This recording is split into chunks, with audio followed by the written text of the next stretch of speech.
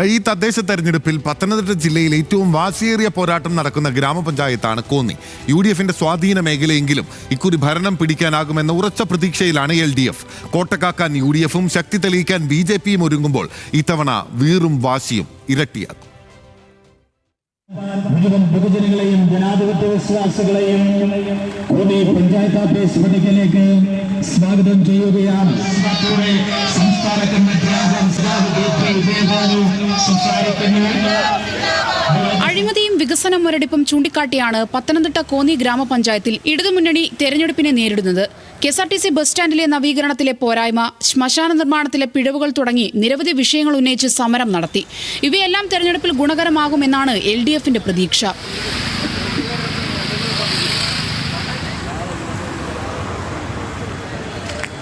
എന്നാൽ പ്രതിപക്ഷ ആരോപണങ്ങളെല്ലാം തള്ളുകയാണ് പഞ്ചായത്ത് ഭരിക്കുന്ന UDF. ഭരണസമിതിക്ക് കീഴിൽ നടപ്പാക്കിയ വികസന നേട്ടങ്ങൾ ചൂണ്ടിക്കാട്ടിയാണ് പ്രചാരണം. ചെറുകിട കുടിവെള്ള പദ്ധതികൾക്കും മാലിന്യ നിർമ്മാർജ്ജനത്തിനും പൊതു സ്വീകാര്യത ലഭിച്ചതായാണ് വിലയിരുത്തൽ.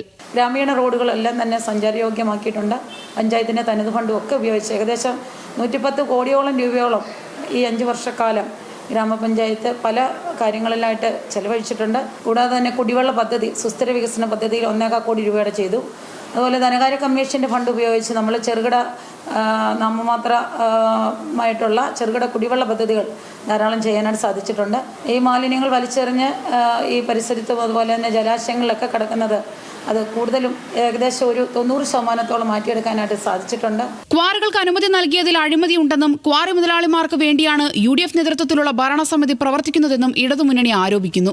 ഞങ്ങൾ ഇറങ്ങാൻ പോകുന്നു. 5 വർഷക്കാലമായി ഞങ്ങൾ ഇന്ന കാര്യങ്ങൾ കോന്നി ജനങ്ങൾ ചെയ്യുന്നു പറയാൻ ചൂണ്ടിക്കാണിക്കാൻ ഒരു വികസന കാര്യമില്ല. കോന്നി ജനങ്ങൾ വലിയ ആഗ്രഹമാണ് നമ്മുടെ ശ്മശാനം വാങ്ങിക്കാൻ വേണ്ടി സരസ്വതം നടത്തുക, അതിന് ഒരു ഏക്കണക്കിന് ഭൂമി ഒരുക്കുക, അതിന് അഴിമതി നടത്തുക.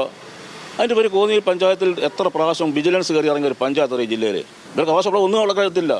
കോന്നി വരുന്ന ജനങ്ങൾക്ക് അവരുടെ പ്രാഥമിക ആവശ്യം നിർവഹിക്കാൻ വേണ്ടുന്ന സംവിധാനം ഉണ്ടാക്കാൻ കഴിഞ്ഞിട്ടില്ല. KSRTC സ്റ്റാൻഡ്, സ്വകാര്യ വ്യക്തിയുടെ ഭൂമി മണ്ണിട്ട് നികത്തി വാട്ടർ അതോറിറ്റി KSRTC വഞ്ചിച്ചാരാ?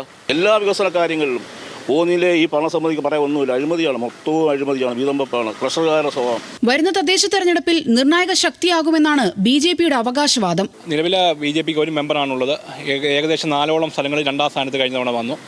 ഈ തവണ ഏകദേശം 11-12 മെമ്പർമാർ BJPക്ക് ഉണ്ടാവും. ആകെയുള്ള 18 സീറ്റിൽ UDF 12, LDF 5, BJP 1 എന്നിങ്ങനെയാണ് നിലവിലെ കക്ഷിനില. വാർഡ് വിഭജനത്തോടെ പഞ്ചായത്തിലെ ആകെ വാർഡുകളുടെ എണ്ണം 20 ഉയർന്നിട്ടുണ്ട്. ന്യൂസ് മലയാളം, പത്തനംതിട്ട.